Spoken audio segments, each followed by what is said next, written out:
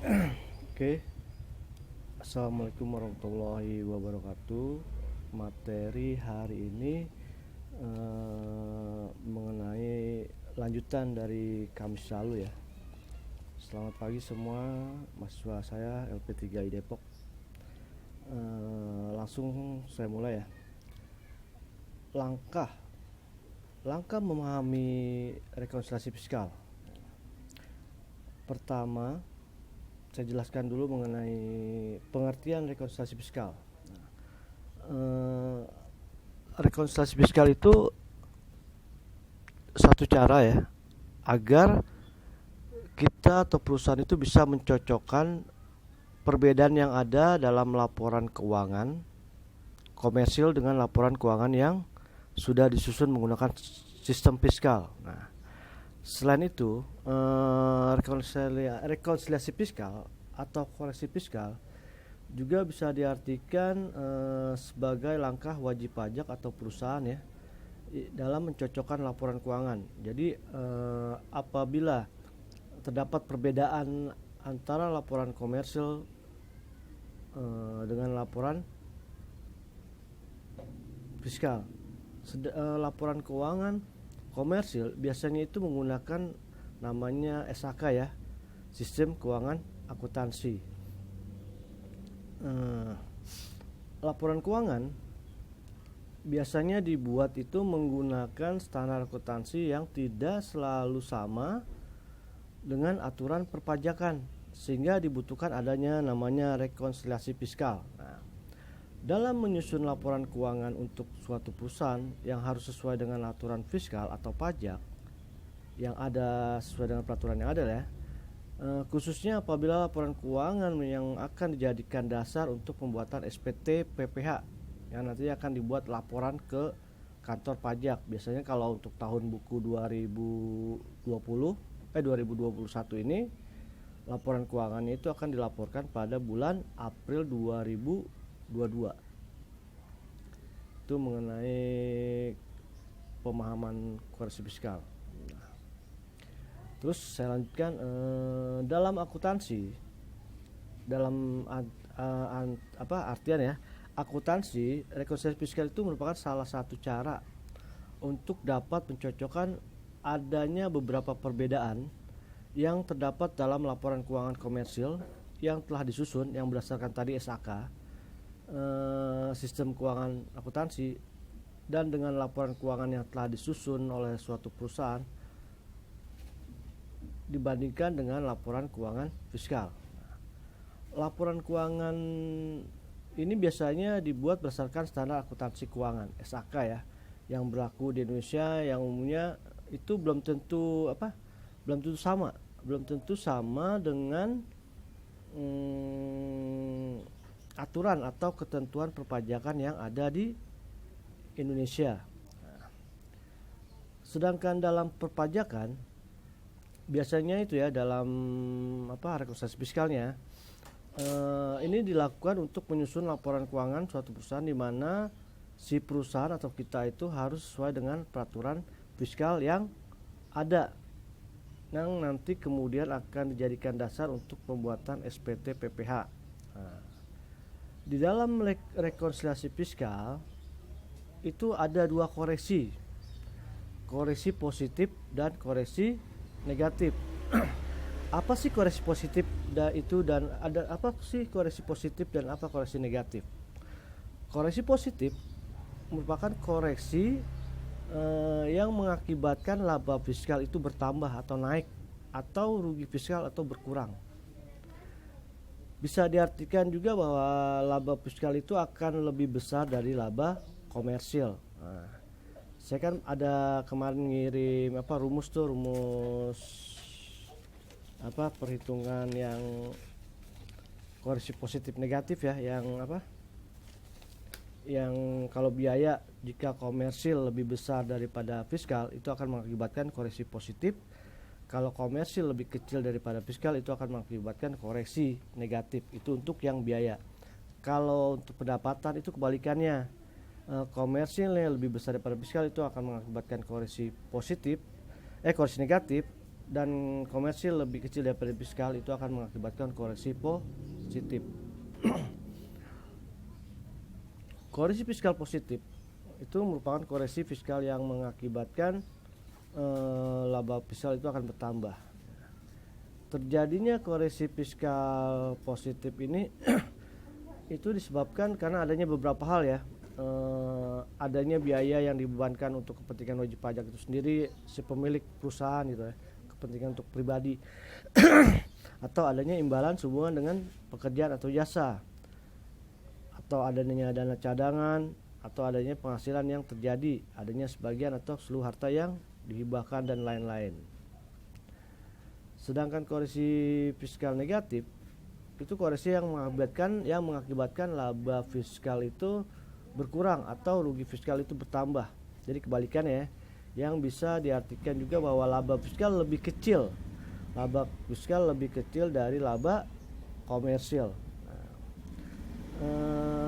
Tidak hanya dengan koreksi fiskal positif, namun dalam koreksi fiskal negatif itu juga disebabkan adanya beberapa hal. Tadi adanya yang saya sebutkan ya, adanya selisih yang terjadi di antara komersil dengan adanya sebabkan beberapa hal seperti ada selisih yang terjadi di antara komersil yang ada di bawah seperti penyusutan fiskal ya, perbedaan waktu. Adanya penghasilan yang dikenakan pajak penghasilan final atau penghasilan tersebut tidak termasuk ke dalam objek pajak namun termasuk ke dalam peredaran usaha, serta adanya penyusutan fiskal negatif lainnya. Jadi kalian harus pahami dulu nih koreksi positif, koreksi negatif itu apa. Terus kalian pahami yang rumus saya buat, kenapa ini koreksi positif, kenapa ini koreksi negatif. Ada dua tuh, ada pendapatan dan ada biaya. Ya. Terus kalian pahami juga pasal yang 4 pasal itu terutama ya. Yang pasal 6 Undang-Undang PPA nomor 36 2008 itu tentang biaya yang boleh mengurangi penghasilan bruto menurut fiskal. Sedangkan pasal yang 9 Undang-Undang PPA 36 juga itu biaya yang tidak boleh mengurangi penghasilan bruto menurut fiskal. Terus ada pasal 4 tentang PPA final ya. PPA final itu biasa dikoreksi negatif, ingat ya, dikoreksi negatif. Terus kalian pahami juga pasal 11 Undang-Undang sama nomor 36 tahun 2008 tentang perhitungan penyusutan. Di dalamnya itu ada dua kelompok ya, satu kelompok harta dan bukan harta. Kalau kelompok yang itu yang pertama itu ada kelompok 1, 2, 3 dan 4 ada di pasal 11 itu ada umur masa manfaatnya, ada metode yang digunakannya garis lurus atau saldo menurun. Terus kedua lagi ada mengenai penyusutan atau aktiva. Ada yang permanen itu masa manfaatnya itu 20 tahun, tarifnya 5%. Kalau yang bukan permanen itu 10 tahun, tarifnya 10%. Ada beda tetap dan beda waktu. Kalau beda beda waktu itu kayak perhitungan. Oke ya, yang video kedua saya kelanjutin tadi putus ya. Saya ulangi, dalam rekonsiliasi fiskal itu ada dua jenis rekonsiliasi ya, yang dibagi ada dua perbedaan secara komersial dan fiskal itu ada beda tetap dan beda waktu. Rekonsiliasi beda tetap itu biasanya rekonsiliasi yang terjadi itu akibat adanya perbedaan antara laba kena pajak dengan laba akuntansi sebelum pajak yang timbul akibat transaksi yang tidak akan terhapus dengan sendirinya pada periode lain menurut undang-undang perpajakan. Di mana dalam beda tetap ini rekonsiliasi yang terjadi disebabkan karena adanya transaksi yang sudah diakui oleh wajib pajak sebagai penghasilan atau biaya yang sudah sesuai dengan standar akuntansi keuangan yang berlaku. Boleh dibilang beda tetap ini kalian hanya memahami yang pasal 9 tuh. yang mengenai biaya yang tidak boleh mengurangi penghasilan bruto. Nah, itu masuk ke dalam beda tetap yang biasa dikoreksi positif. Sedangkan rekonsiliasi beda waktu itu terjadi karena adanya perbedaan waktu ya yang ada pada sistem akuntansi dengan waktu yang ada pada sistem perpajakan, yang kemudian dapat menyebabkan transaksi yang ada menurut akuntansi komersil dan pajak itu menjadi sama. Hanya saja yang membedakan adalah waktu alokasi pembiayaan. Contohnya itu kayak penyusutan.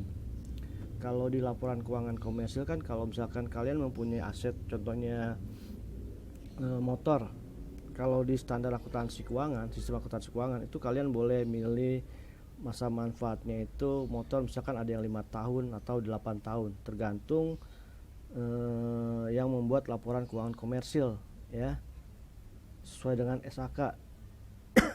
Contohnya motor, misalkan motor Vario tahun 2000, boleh dia menggunakan masa manfaatnya bisa digunakan menurut akuntansi itu bisa 5 tahun atau 8 tahun. Tetapi kalau menurut fiskal kalian berpatokan pada pasal 11 Undang-Undang 36 tahun 2008. Di pasal 11 itu kan dijelaskan adanya kelompok ya. Itu ada kelompok 1, 2, 3, 4 itu ada umurnya. Kalau misalkan di fiskal itu motor itu masuk dalam kelompok 1, 4 tahun. Dia ada metodenya garis lurus atau saldo menurun, tergantung perusahaan yang akan menggunakannya. Metodenya garis lurus atau saldo menurun. Nah, di contoh tadi misalkan si komersil, misalkan Vario harganya 20 juta, dia boleh masa manfaatnya 5 tahun. Tapi kalau menurut fiskal atau menurut pajak itu hanya mempunyai masa manfaat 4 tahun. Mengenai tarifnya lihat di pasal 11. Kalau garis lurus itu 25%, kalau saldo menurun itu 50%. Jadi ada perbedaan perhitungan antara komersil dan fiskal. Itu tentang beda tetap ya. Nah, sekarang saya kasih contoh mengenai latihan atau yang saya kirim kemarin ya, seperti minggu lalu itu mengenai yang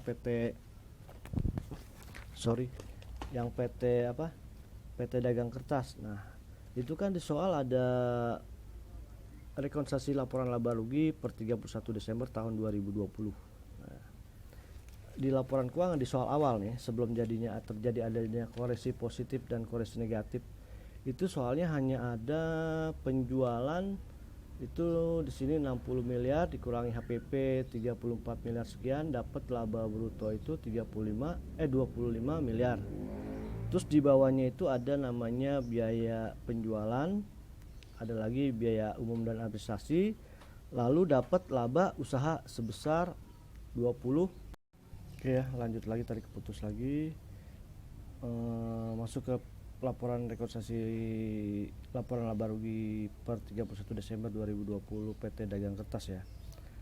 Tadi kan ada penjualan itu dikurangi HPP, terusnya dapat laba bruto 25 miliar sekian, dikurangi biaya penjualan, dikurangi biaya umum, dapat laba usaha 20 miliar sekian, ditambah ada penghasilan lainnya itu ada sewa gedung, sewa mobil, bunga deposito, dapat laba bersihnya sebesar 22 miliar.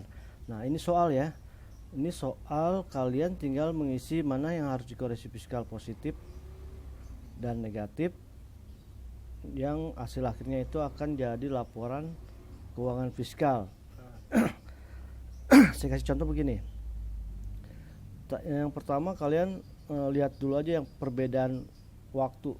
Perbedaan waktu itu seperti kayak penyusutan. Kalau yang lain itu namanya perbedaan tetap. Nah, contohnya beda waktu itu penyusutan nih. Di sini ada biaya yang berhubungan dengan biaya beda waktu itu penyusutan mobil, marketing ya, sama penyusutan gedung dan gudang. Nah, contohnya begini. Ini kan ada di laporan keuangan komersil biaya penyusutan mobil kan 63 juta. Nah, ini harusnya soalnya itu ada tambahan harga perolehan ya. Di perhitungan penyusutan sheet selanjutnya itu ada perhitungan penyusutannya yang saya buat. Nah, di mobilnya itu kan harga harga satuan harga perolehan kan 400 juta ya mobilnya, nilai perolehannya. Nah, menurut fiskal pasal 11 itu dia masuk ke kelompok yang 12,5% ya. 12,5% itu berarti kan masuk kelompok 2, masa manfaatnya 8 tahun. Jadi rumus perhitungan penyusutan kebetulan soal ini menggunakan garis lurus, yaitu 12,5% dikali 400 juta dapat 50 juta ya. Jadi harusnya ini fiskalnya itu bukan kosong, salah nih, kalian perbaikin ya. Di fiskalnya 50 juta, komersilnya 63 juta. Nah, permasalahannya ini koreksi positif atau koreksi negatif. Kalau kalian melihat rumus hafalan ya, kalau rumus itu hafalan tuh, bukannya pemahaman. Di biaya, komersil lebih besar daripada fiskal itu koreksi positif. Dan yang kedua itu komersil lebih kecil daripada fiskal itu koreksi negatif. Nah, misalkan gini, di penyusutan mobil di laporan komersil itu kan 63 juta. Nah, kalian menghitung penyusutan laporan fiskal. Hitung penyusutan laporan fiskal itu kan 400 juta dikali 12,5%. Itu dapat 50 juta. Jadi itu harusnya di fiskalnya itu penyusutannya sebesar 50 juta. Nah, selisihnya itu antara komersil dengan fiskal itu berapa? Itu yang akan dijadikan koreksi. 63 juta dikurangi 50 juta itu dapat selisih sebesar 13 juta. Nah, kalian bingung kan? Ini yang 13 juta ini koreksi positif atau koreksi negatif? Kalau kalian lihat rumus nih pemahaman, komersilnya 63, fiskalnya 50. Komersil lebih besar daripada fiskal itu mengakibatkan koreksi positif. Itu hafalan tuh. Ya, pahami rumus yang dari saya.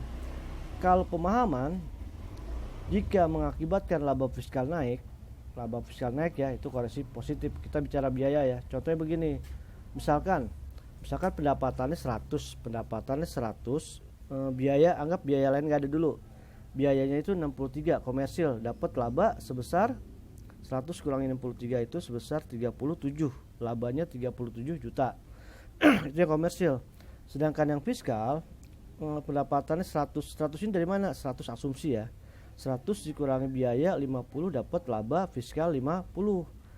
Jika di fiskalnya, ingat hati-hati, jika mengakibatkan laba fiskal naik akan mengakibatkan koreksi positif.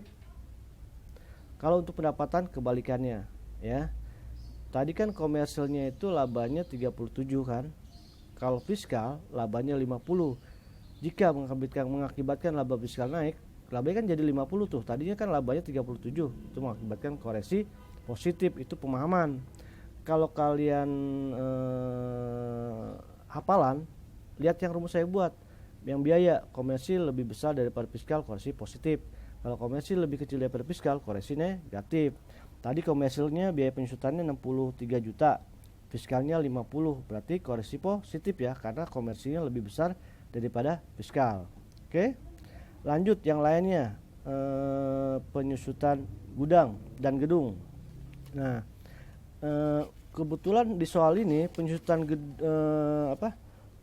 gedungnya itu sama nih tarifnya, perhitungannya. Dia harga satuannya 18 miliar dikali 5% itu dapat 900 juta. Jadi komersil dan fiskal ini sama nih 900 juta. Nah, seharusnya kalau selisih itu baru kan ada koreksi kan. Nah, ini fiskalnya itu sama ya, berarti fiskalnya itu 0 ya. Fiskalnya 0, jadi ada koreksi sebesar salah nih. Fiskalnya 900 ya, berarti fiskalnya 900, komersil 900, berarti sama ya. Nah, kalau sama ini berarti nggak ada koreksi, paham ya? Jadi komersil dengan fiskal sama, berarti nggak ada koreksi positif, nggak ada koreksi negatif. Lanjut, sekarang yang penyusutan gudang. Nah, penyusutan gudang di soal itu komersilnya 40 juta. Sedangkan perhitungan penyusutan fiskal gudang itu 25 juta. Nah, ini ada selisih nih. Fiskalnya 25 juta, komersilnya 40. Berarti selisih berapa? 15 juta ya. Oke, 25 tambah 15, 40 ya. Oke, selisih 15 juta. Nah, permasalahannya ini koreksi positif atau koreksi negatif. Nah, kalian pahamin. Yang pertama, kalau kalian rumus yang dari saya, komersilnya 40, fiskalnya 25. Berarti komersil lebih besar daripada fiskal, koreksi positif. Itu lihat rumus tuh, hafalan. Kalau pemahaman, jika mengakibatkan laba fiskal naik, berarti koreksi positif. Contohnya misalkan asumsi pendapatannya 100, biayanya 40, dapat labanya 60. Nah, laba komersil 60. Kalau laba fiskalnya pendapatannya 100, penjualannya dikurangi 25, dapat laba fiskalnya 75 juta. Pemahamannya, jika mengakibatkan laba fiskal naik, tadi kan laba komersilnya kan 60 ya, ternyata fiskalnya 75, jadi mengakibatkan koreksi positif. Sedangkan pendapatan itu kebalikannya. Paham ya? Lanjut. Untuk yang lainnya baru tuh, selain udah beda waktunya sudah karena penyusutan, sekarang beda tetapnya. Beda tetap itu yang pasal 9 tuh. Itu semuanya kemungkinan itu dikoreksi positif. Nah, kamu lanjut masuk ke biaya penjualan. Gaji bagian penjualan. Oke, gaji ada hubungan dengan usaha. Di keterangan tidak ada, berarti biaya komersil dengan fiskal sama. Oke, nggak ada koreksi. Tadi penyusutan mobil sudah. Yang kedua, promosi sudah. Promosi boleh dibiayakan menurut fiskal ya. Promosi kalian marketing itu boleh dibiayakan, jadi tidak ada koreksi. Kalau kalian agak males, pahamin dan hafalin pasal 9. Itu yang dikoreksi. Ingat pasal 9. Lanjut ke ATK. ATK, alat tulis kantor, itu biaya sehubungan dengan usaha, boleh menurut komersil dan fiskal, jadi tidak ada koreksi. Nah, lanjut entertain. Nah, ini entertain nih. Entertain yang tidak ada daftar nominatifnya itu akan dikoreksi. Entertain itu ada di pasal 9 tuh. Kalian baca pasal 9 huruf E. Itu natura. Entertain itu natura. Entertain itu contohnya gini. Kalian meeting dengan klien, misalkan meetingnya di McD, masalah misalkan kalian punya usaha, saya konsultan pajaknya, meeting dengan kalian di McD habis misalkan 500.000. Nah, entertain itu bisa dibiayakan dan tidak. Kalau ini tidak ada daftar nominatifnya, jadi dikoreksi. Itu natura ya, kenikmatan. Kalau ada daftar nominatifnya, itu di lampiran, di laporan pajaknya itu ada perusahaan kalian itu entertain dengan saya, namanya konsultan pajak Wahyu, makan di McD, NPWP-nya berapa, alamatnya berapa, detail, bukti-buktinya ada. Nah, itu boleh dibiayakan. Kalau tidak ada daftar nominatif, tidak dibuatkan daftar nominatif yang seperti tadi, nama, alamat, NPWP, itu akan dikoreksi. Nah, kalau dikoreksi berarti fiskal tidak mengakuin. Kalau fiskal tidak mengakui berarti 0 ya. Nah, fiskal 0, sedangkan komersial 40 juta. Balik lagi ke rumus.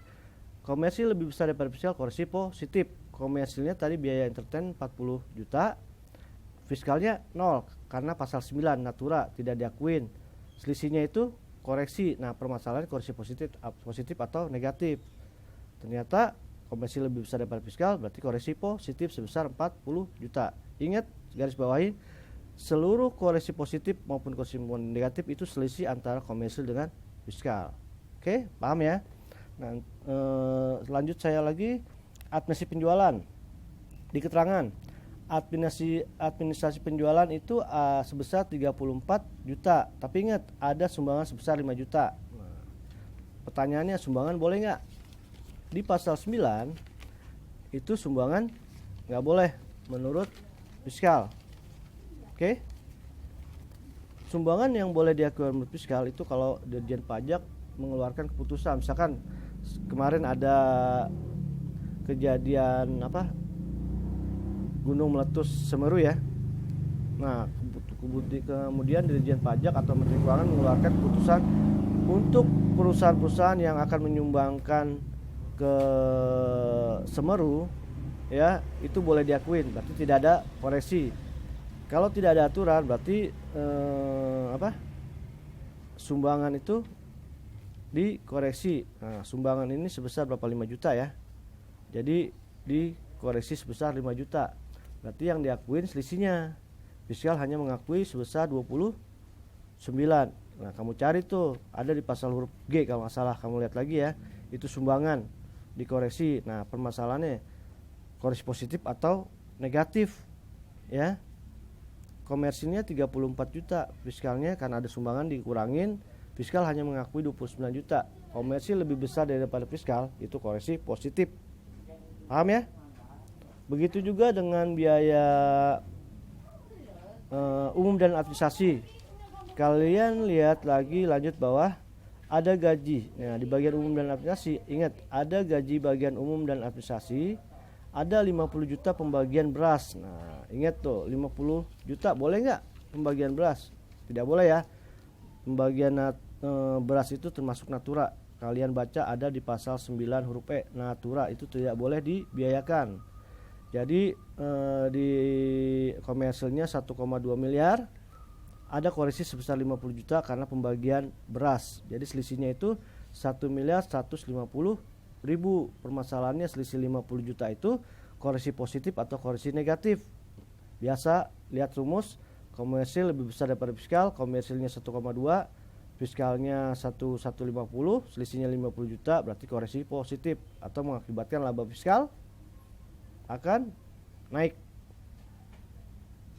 Paham? Nah, lanjut ke bawahnya lagi ada pensyutan sudah, biaya pensyut yang ke bawahnya lagi gedung gudang udah.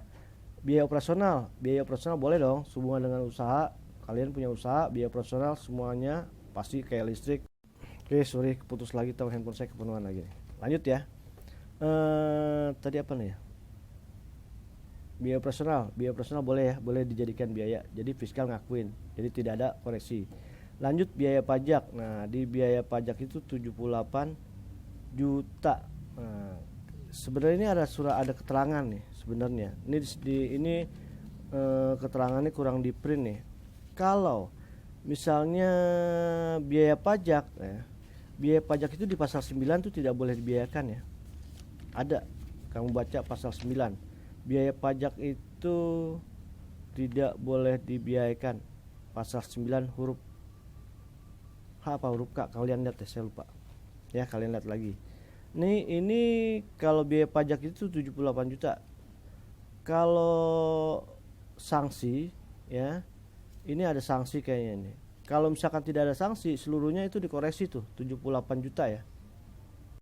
Oke, parah nih. Handphone saya datanya kebanyakan, belum saya hapus. Jadi keputus-putus. Saya lanjutkan biaya pajak ya. Kalau di keterangan tidak ada, itu biaya pajak seluruhnya dikoreksi ya. Di pasal 9 ada tuh. Kalian baca ya. Biaya PPH itu tidak boleh dibiayakan. Pasal 9 huruf H kalau nggak salah, kalian lihat. Ini harusnya koreksinya ini buat di 53 juta nih, seluruhnya nih. Ya. Jadi fiskal itu tidak ngakuin, berarti fiskal 0. Ada koreksi positif karena komersil lebih besar daripada fiskal sebesar 78 juta. Oke. Lanjut biaya sumbangan, tadi sudah ada di fiskal tidak mengakui biaya sumbangan. Jadi harus dikoreksi ya, biaya sumbangan ada juga di pasal 9. Di seluruhnya dikoreksi. Nah, lanjut ke penghasilan lain-lain. Penghasilan lain itu ada di sini ada sewa gedung dan bunga deposito dan sewa mobil. Khusus untuk penghasilan lain-lain yang hanya dikoreksi itu hanya yang final ya. Sewa gedung itu final. Bunga deposito itu final, jadi harus dikoreksi negatif ya. Kalau sewa mobil itu tidak final, itu bedanya. Kalau final tuh maksudnya kalian misal bunga deposito, kalian menaruhkan uangnya ke bank BCA, itu ada deposito, itu udah final, sudah dipotong oleh bank BCA, jadi tidak digabungkan lagi dalam laporan keuangan kalian ketika mengisi SPT, jadi sudah dikoreksi, jadi harus dikoreksi. Jadi sewa gedung dan bunga deposito itu final, itu koreksi negatif ada di pasal 4 ayat 2 ya. Kalau sudah kalian jumlahkan itu nanti dapat laba bersih menurut fiskal berapa, positifnya berapa, koreksinya berapa, kalian totalkan dapat laporan laba bersih fiskal ya. Nah, di soal ini kalian ada beberapa yang harus perbaikin ya. Itu dulu keterangan materi hari ini. Nanti menghitung penghasilan kena pajak dan PPh terutangnya itu minggu depan ya.